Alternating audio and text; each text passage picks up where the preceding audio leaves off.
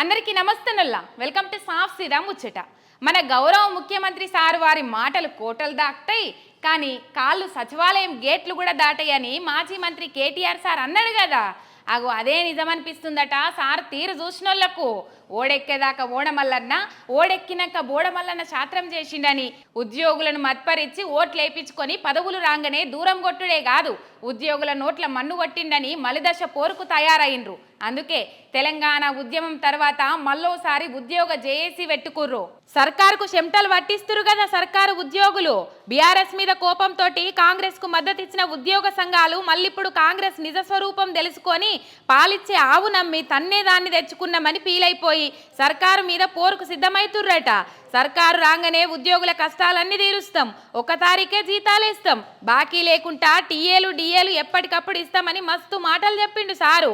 అవన్నీ నీళ్ళ మీద రాతలే అయినాయి. మా నోట్ల మన్ను పడ్డది. కాంగ్రెస్ వాళ్ళని నమ్మి ఓట్లేస్తే జనాలకే కాదు మాకు కూడా దుబ్బ తప్ప ఏం దక్కలేదని జంగు లేపిండ్రు. తెలంగాణ ఉద్యమం తర్వాత మళ్ళా అంతా ఒకటైపోయి జేఏసీ పెట్టుకుండ్రు.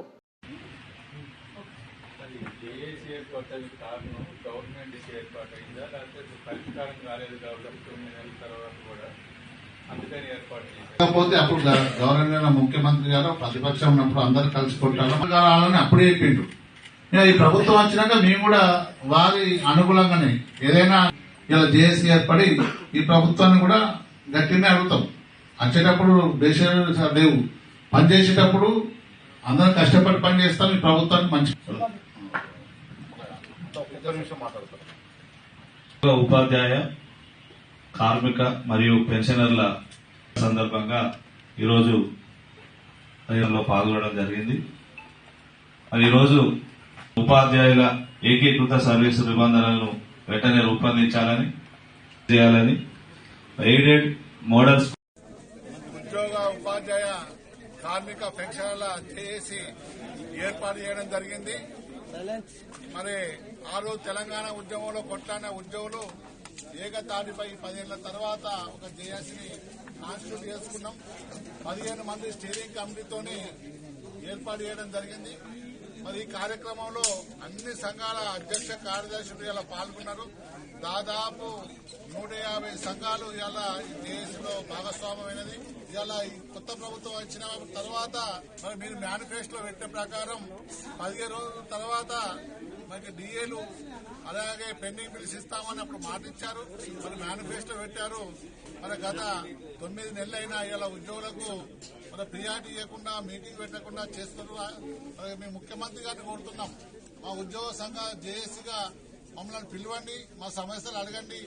ఇలా 4 డిఏలు పెండింగ్ ఉన్నాయి, ఇంకొక 5వ డిఏ కూడా వచ్చే క్రమంలో మరి సిపిఎస్ అయితే మీరు మా ప్రభుత్వం వచ్చాక రద్దు చేస్తానన్న సందర్భాన్ని మీకు గుర్తు చేస్తున్నాం. మరి ఇలా పీఆర్సీ మన ఫిట్మెంట్ మంచి ఫిట్మెంట్ ఇచ్చేసి పీఆర్సీ ఇవ్వడం కూడా ప్రభుత్వ బాధ్యతగా ఇలా మేము గుర్తు చేస్తున్నాం. మేము ప్రభుత్వ ఉద్యోగులుగా మీతో కలిసికట్టుగా పనిచేస్తాం.